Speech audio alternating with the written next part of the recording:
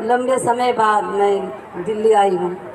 वैसे दिल्ली में मेरा बहुत बड़ा एक वो है कि मेरी अरेस्ट दिल्ली में ही हुआ था और मुझे यहीं से अरेस्ट किया है। मैं बस्तर में रहने वाली एक सोडी शोड़ी के रूप में अब जानी जाती हूँ, पर उससे पहले 2011 में थी, जब 2011 से पहले एक टीचर के रूप में जानी जाती थी। एक शिक्षिका उस इलाकों में एक शिक्षा दिया करती थी ऐसी बच्चों को कि मेरे को इस बात की बहुत खुशी थी, मैं एक आदिवासी टीचर हूँ और अपने समुदाय को इतनी बेहतरीन शिक्षा दे के उनको आगे मैं बढ़ाऊंगी। लेकिन ऐसा मेरे तकदीर में कुछ और ही लिखा था। सरकार ऐसी सरकार रहते हुए हम जैसे को ऐसा करने का मौका कहाँ से दे, वो नहीं दिया। लेकिन मेरे साथ जो कुछ हुआ है वो तो बात आप सबको पता ही है कि क्या हुआ, कैसे हुआ। लेकिन मैं ये कहना चाहती हूँ, पूरे भारत देश के नागरिक, चाहे वो किसी भी जाति के लोग हों, चाहे हिंदू हो, दलित हो, मुस्लिम हो, चाहे आदिवासी हो, पिछड़ा वर्ग हो, सबसे मेरा ये सवाल है, क्या हम आदिवासी आखिर इस देश के नागरिक हैं या नहीं? ये सवाल पूरे भारत देश के लोग हमको बताए कि हम भी इसी देश के नागरिक हैं ना। इसलिए मैं ये कह रही हूँ, क्योंकि ऐसा कब तक होते रहेगा, हम आदिवासी के ऊपर जुल्म होते रहे।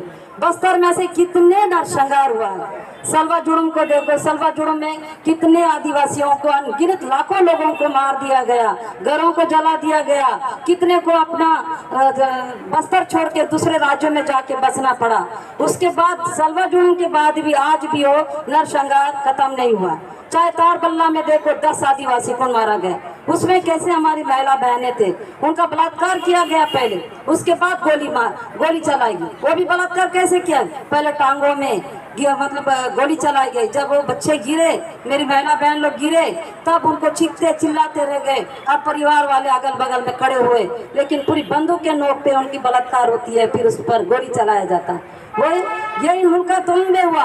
और यही हमारे बेलम नल्ला पद्दा गेलू, हर जगह में कितना बात होता बताऊंगी तो ये बात इतनी आसानी से खत्म नहीं होने वाली। लेकिन आज मैटर है गोमपाड़ का। ये वही गोमपाड़ है जहाँ लक्ष्मी आई हुई है। इड़मे जो थी वो गोमपाड़ की थी और वो शादी करी थी, शादी करके अपने माता पिता के घर आई थी। इड़मे को अपने घर से ले जाके उनके माता पिता के सामने से उठा के ले गए और एक जंगल में ले जाके उसके इतनी बेरहमी से चीखते रही, चिल्लाते रही, बलात्कार हुआ। उसके बाद गोली चला के बताया गया ये नक्सलवाद। आज भी वो माँ बैठी है यहाँ और वो न्याय मांग रही है। हाई कोर्ट गए, हाई कोर्ट में क्या बोला? इड़मे की मतलब बोला गया इड़मे लक्ष्मी की बेटी इड़मे नहीं है, ये कह के उस बात को खारिज कर दिया। आप बताइए ऐसा होता है क्या? पर दूसरा जज ने क्या कहता है? नहीं, हम बोले उनका वो टेस्ट कराइए, इड़मे उसकी माँ है या नहीं है, तो बोले कि नहीं उसकी जरूरत नहीं पड़ेगी और उसकी टेस्ट करने की जरूरत नहीं पड़ेगी। पूरा गांव जानता है इड़मे कौन है, किसकी बेटी है। तो वो ऐसी दुखित महिला है, ये करके एक जज कहता है, दूसरा जज कहता है उसकी बेटी नहीं है, बल्कि उसको खारिज कर दिया। अब वो भी सुप्रीम कोर्ट में लग रहा है उस केस के लिए। फिर ऐसे कब तक? अब गोमपाड़ की मैटर को क्या बताया गया कि नहीं ये सब फर्जी केस है। हिमांशु सर ने जो आदिवासी की केस को झूठा केस लगा के तो कोर्ट की समय को बर्बाद कर दिए हैं। ये कह के उन पर 5 लाख का जुर्माना ठोकते हैं, अगर 5 लाख रुपए नहीं दे तो उनको जेल डालेंगे। अरे वो क्या जेल डालेंगे? उनकी क्या हिम्मत है? सुप्रीम कोर्ट का आदेश है तो क्या हम डर के रहेंगे? अगर वो जज हमारे ऊपर ऐसी जजमेंट का डर के रहेंगे? नहीं, हम जेल जाने के तैयार हैं। जेल तो बिना भी हमारे उससे हमको जेल डाला ही जा रहा। और आप सबके सामने मेरा एक सवाल पूछना है, इस बच्चे का कौन देगा? ये बच्चा क्या किया था? ये बच्चे के लिए आप काटे गए। क्या देश के लोगों को इतना भी अक्ल नहीं है? आज इसकी आवाज क्यों नहीं उठ रही है? क्या ये बच्चा उनका बच्चा नहीं है? जो जज इस तरह का फैसला दिया उनको इतना अक्ल नहीं? एक बार बोल देते कि उसकी जांच होनी चाहिए। जांच होती तो ये बच्चा आप लोग की दिल्ली में नहीं रहता, पढ़ने वाला बच्चा है। हमको दुख हो रहा है, उस बच्चे को ला के बताना पड़ रहा है। क्यों? ये बच्चे को यहाँ ला के बताने की जरूरत नहीं थी हमको। ये बच्चा अपनी जिंदगी वहीं पर रह के जीना था। इनको तो ये था कि वो स्कूल में रह जाता और वो लड़ाई में हम ये बताते उस बच्चे के लिए जो केस डाले जांच के लिए। और हमको बहुत दुख है। आज मैं इस बच्चों से पूछ रही थी, बेटा आपको दिल्ली में ये खिलाना क्यों पड़ा पता है? मुझे नहीं पता था। इनके पिता ने इतने साल तक माँ बन के पाला, पिता बन के पाला, सब कर, लेकिन वो पिता उनको कुछ नहीं बताया था। अब यह बच्चा जान गया। और इस बच्चे के लिए क्या खतरा नहीं है बस्तर में? अब हमको इस बात की डर हो रही है। हम दिल्ली से तो लौट के जाएंगे इस बच्चे को लेके, लेकिन जहाँ ये बच्चा पड़ेगा वहाँ पता नहीं पुलिस कितना बड़ा यातनाएं देगी। और वो ये भी बोल सकती है पुलिस, आज वो 3 उंगली तुम्हारे काट दिए ना, तुम दिल्ली जाके बता के आए हो, अब तुम्हारे बच्चे कुछ 2 उंगली भी काट देंगे, क्या कर लोगे? इस बच्चे को इस तरह का मानसिक टेंशन और शारीरिक टेंशन भी दे सकते हैं। और इसके लिए इस देशवासी से पूछूंगी, इस बच्चा के लिए क्या बचाव के लिए कौन लड़ेगा? इस बच्चा को मानसिक टेंशन नहीं देंगे, इस बात के लिए कौन इसकी कौन इसका रिस्क लेगा? ये होगा और ऐसा ही होगा। इसलिए कह रही हूँ क्योंकि ये मतलब हम देखते आ रहे हैं कि कैसे स्थिति से आप सबके सामने सवाल इसलिए रखे, वो बच्चा का इसकी सुरक्षा के लिए आप पूरे भारत देश से मेरी अपील है, सुरेश की सुरक्षा के लिए पूरे देश के लोग खड़े हो जाएं, ताकि उस बच्चे को भविष्य को हम बना सके। जो पल उसका बचपना में 2 दर्द को झेला है, उसकी उंगली काटी गई, माँ को मार दिया गया, उसकी नानी को मार दिया गया, नाना को मार दिया गया, उसकी मौसी को मार दिया, उसके बाद उसकी मरे हुए माँ के ऊपर इसको फेंक दिया गया उंगली काट के। सोच लो कैसा पल रहा होगा। ऐसा एक बहादुर बच्चा, ऐसे बच्चे को अवार्ड देना चाहिए, ऐसे बच्चे बहादुरिता का उसका सम्मान करना चाहिए। लेकिन कोर्ट ने क्या किया? ऐसे केसेस लड़ने के लिए उन्हीं को कटघरे में खड़ा करके बोल दे रहा है कि नहीं, ऐसा कुछ नहीं हो सकता। ये बच्चा कभी भी बड़ा हो के अगर अपने लिए लड़ना चाहे तो इसको जेल ही डाल देंगे, तुम झूठ बोल रहे। तो फिर उसकी उंगलियों को काटा कौन? ये सवाल का सवाल ही रह जाएगा। इसका जवाब कहाँ से लें, कैसे लें? अगर सोनी सोनी के साथ भी क्या हुआ? मैं तो टीचर बन के बहुत बेहतरीन अपनी जिंदगी दे रही थी, लेकिन मुझ पे इतनी बड़ी करंट शॉट क्यों दिया गया? मुझ पर इतनी मतलब इतना क्यों दी गई?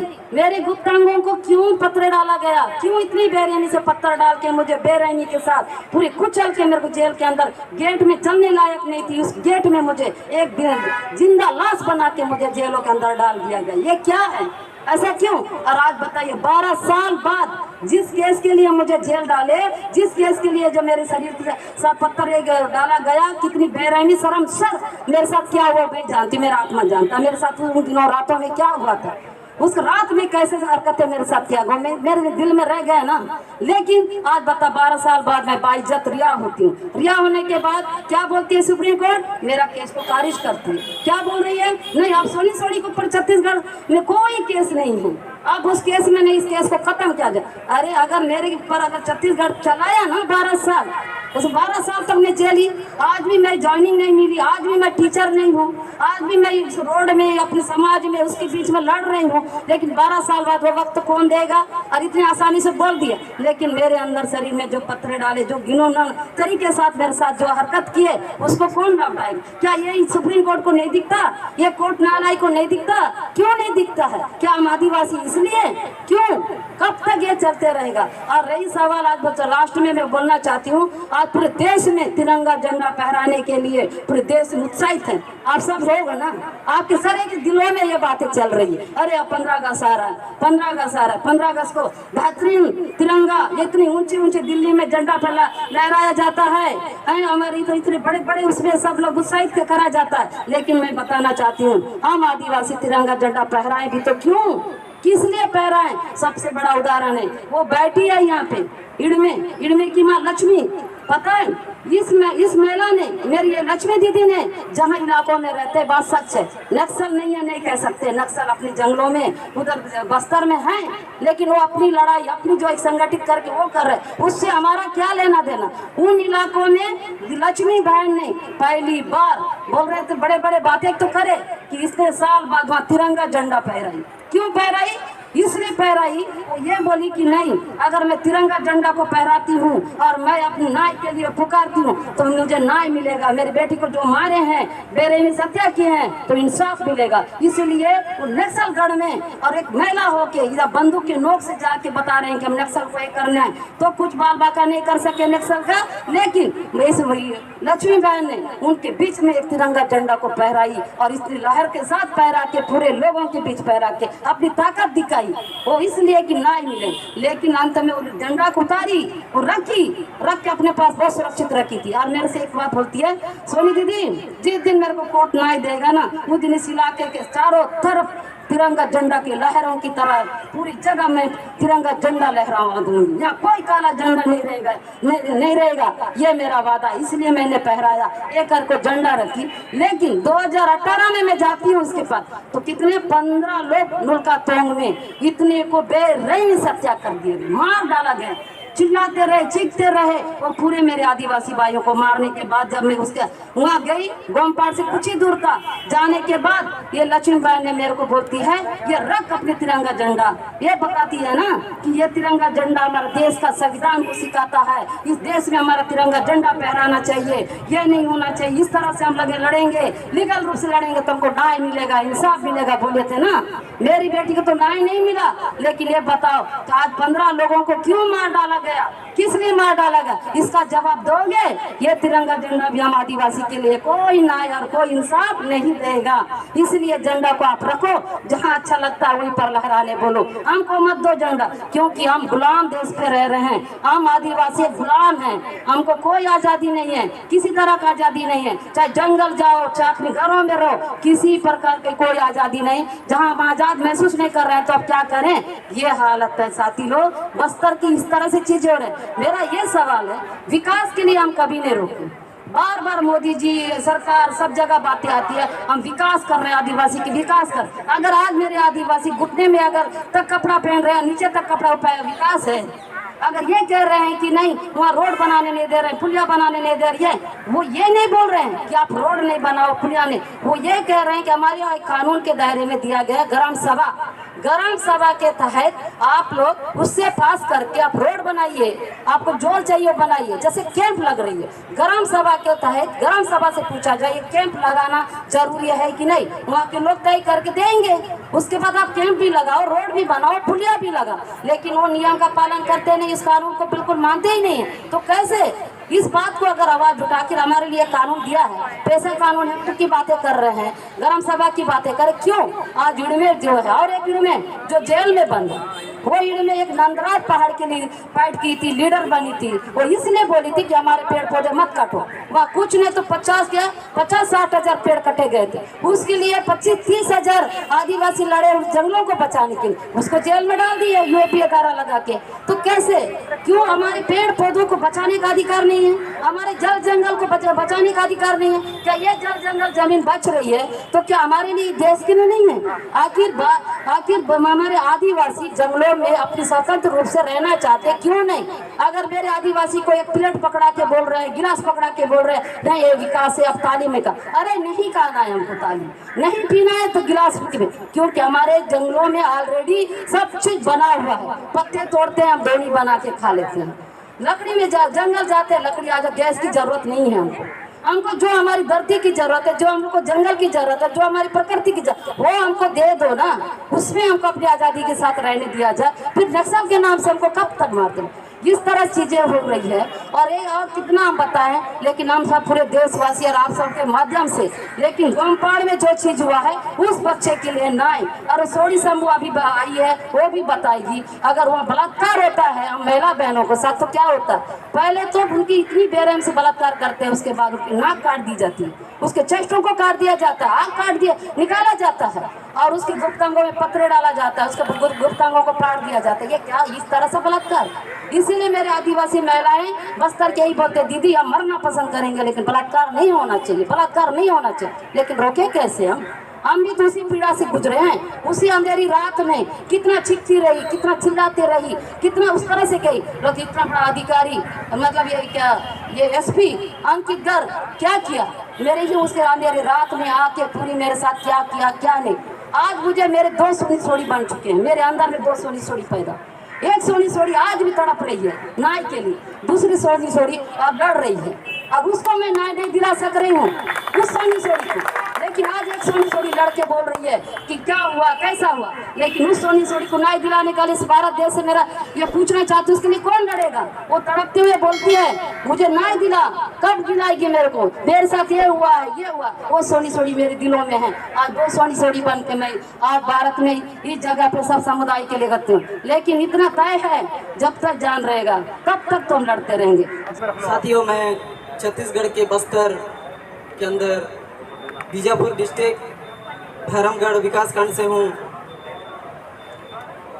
आज मैं बस्तर से दिल्ली तक का आया हूँ, तो कुछ हमारे बीच बस्तर के अंदर बहुत बड़ी समस्या है। यही चीज़ बताने के लिए आप सबके सामने मैं आज खड़ा हूँ और अपनी भाषा में अपनी तरीके से टूटी फूटी शब्दों में आप सभी के सामने समझाने का कोशिश करूँगा कि बस्तर में असलियत क्या है और बाहर में वहाँ की राजनीति क्या चल रही है। ये सब हम आज आपके सामने रूबरू करवाने का मैं कोशिश करूँगा। तो साथियों, आज बस्तर की ऐसी स्थिति हो गई कि हम अपने गांव से 10 किलोमीटर दूर अपने रिश्तेदार के यहाँ भी 10 लोग मिलके नहीं जा सकते। क्यों? जब 2004-5 में सलवा जुड़ूम का जो प्रोटेस्ट चल रहा था, उस समय से ऐसी वहाँ स्थिति हो गई कि हर कोई बस्तर के आदिवासी नक्सलाइट है। तो अपनी जो पारंपरिक रीति रिवाज के हिसाब में कोई पर्व कोई त्योहार भी नहीं मना सकते, एकजुट भी नहीं हो सकते अपने गांव के अंदर। यदि एकजुट हुए कहीं 100-200 लोग जमा हुए तो सीधी सी बात है कि वहाँ नक्सलाइट आके मीटिंग किया जा रहा है। पंडुम भी हम करते हैं अपनी प्राकृतिक पूजा के चलते, तो अचानक कहीं पुलिस गश्त के चलते उस बीच में आ जाता है, तो सीधा सीधा ये नक्सलियों का मीटिंग है कह के सीधा गोली मार दिया जाता। पूछने अपनी बात रखने का भी चांस नहीं मिलता है। ऐसे परिस्थिति से हम गुजरते हुए आज तक का जो बचे हैं, जो पहले थे गांव के अंदर जंगल के बीच में जंगल के आधारित से जीते थे, उस बीच में हमारे जो बड़े जवान लोग थे उनको तो आधा से ज़्यादा पूरा नक्सली के नाम से गोली से उड़ाया गया है। सिर्फ गोमपाड़ का ही नहीं, पूरे बस्तर में वही स्थिति है। ऐसे ऐसे जगह में नरसंहार हुआ है कि वहाँ के लोगों को कोई सहयोग करने वाले नहीं मिले, मदद करने वाले नहीं मिले केस लड़ने के लिए। उस परिस्थिति से उन लोग अपनी तकलीफ़ों को, अपनी दर्दों को वहीं छुपा के बैठे हैं। आज तक भी उन लोग इंसाफ के लिए दर बदर भटक रहे हैं। तो आज हिमांशु सर वहाँ कई वर्ष रहते वहाँ के आदिवासियों के साथ जो जुल्म हुआ करता था उसको अपनी वहीं पर स्थानीय जगह में जाके जीरो ग्राउंड में जाके जानने लगे, तो उनको भी लगा कि वाकई में आदिवासियों के साथ गलत कर रहे हैं करके वो केस को सुप्रीम कोर्ट में जांच के लिए के लिए डाले हैं। तो उनके ऊपर अभी झूठा केस लगा करके 5 लाख रुपए का जुर्माना ठोकी है। इसलिए हम आए कि हमारे बीच में जो कुछ हुआ वो तो दरअसल गलती किया पुलिस प्रशासन के द्वारा। हम इंसाफ के लिए वहाँ जांच के लिए डाले हैं, तो हमारे सामाजिक कार्यकर्ता के ऊपर क्यों 5 लाख रुपए जुर्माना ठोक दिया गया। तो हम हिमांशु सर के समर्थन में खड़े हैं, हिमांशु सर के साथ खड़े हैं, इसलिए आए। साथियों, इतना ही नहीं, बस्तर में जितने भी अभी वहाँ पे ऐसी मारकाट चलते आ रहा था, तो हम बीच में ऐसी कुछ पढ़े लिखे साथियों के साथ एक संगठन की तैयारी किए। संगठन का नाम दिए हैं मूलवासी बचाओ मंच।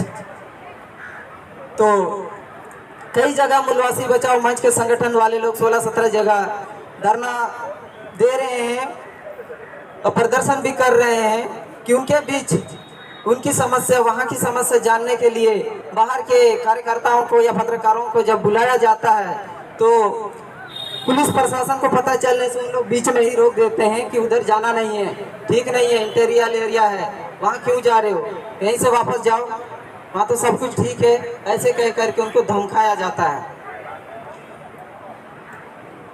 तो बस्तर में जैसे 5वां अनुसूची क्षेत्र का प्रावधान है, उसके बीच में जो भी वहाँ काम काज होना है शासन प्रशासन से, तो सबसे पहले ग्राम सभा किया जाना, ऐसा हमारे संविधान में है।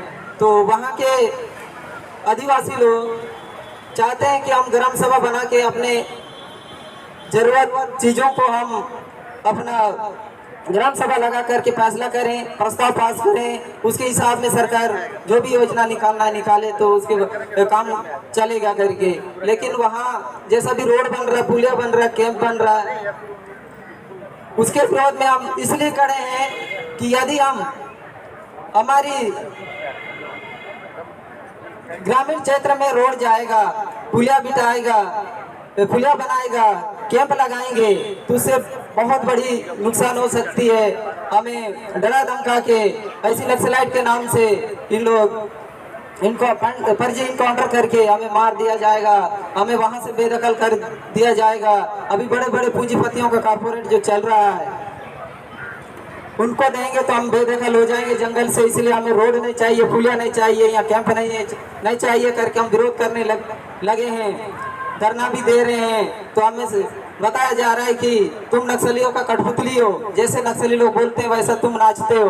वास्तविक रूप में देखा जाए तो वो हमारी समस्या है, वो नक्सली तो हमारे अपने जगह में रहते हैं। हम बिल्कुल सच्चाई के लिए लड़ रहे हैं, तो हम बिल्कुल भी पीछे नहीं हटेंगे, भले हम मर मिट जाए, हमें काट के फेंक भी दिया जाए तो हम पीछे हटने के लिए बिल्कुल तैयार नहीं है।